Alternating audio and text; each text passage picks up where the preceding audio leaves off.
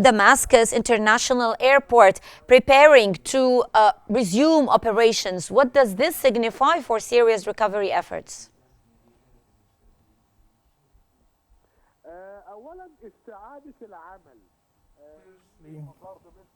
To regain the operation in the international Damascus airport, it conveys several messages. The first one, that some institution of the state is starting to operate, resuming its operations following a week of the falling of al-Assad's regime. That indicates that the wheel of operation and the work in the state and institution is taking its circle in this context.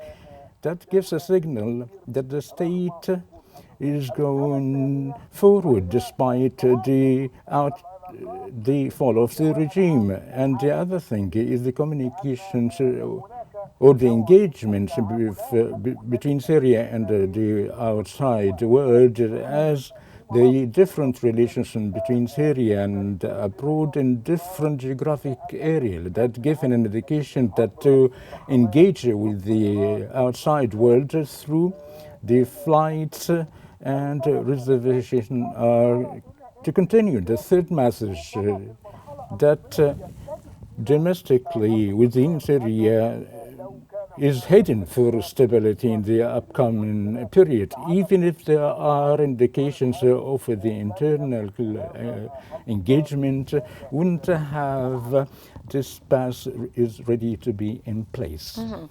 So what are the expectations surrounding Geir Pedersen's visit to Damascus, and what role will he play in the ongoing diplomatic talks?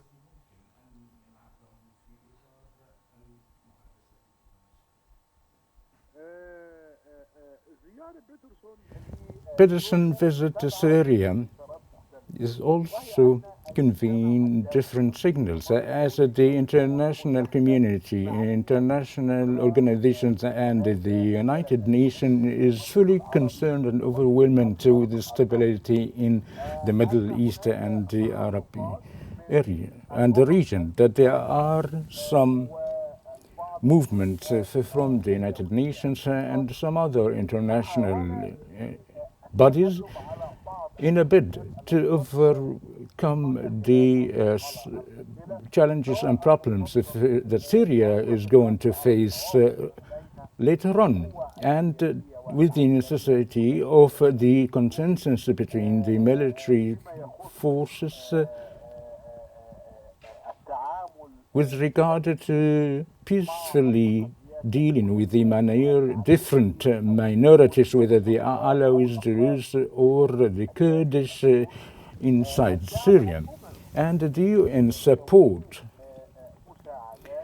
to direct the humanitarian aid, so whether there are pharmaceutical supplies and others to support the Syrian people in with this regard. And the most important message that the international community is standing by Syria if the tensions are good with respect to the reconstruction of the country.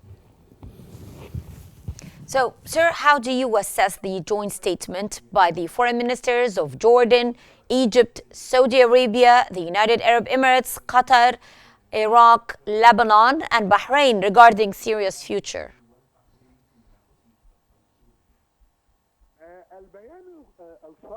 The final communique issued by the Contact Committee on Syria is very much concerned on several points, which is the preservation of the integrity and of Syria and the sovereignty of Syria as a unified state, is to maintain the Syrian body as it is. And the second point is to support a transitional, comprehensive, peaceful political process to include all Syrians without any discrimination or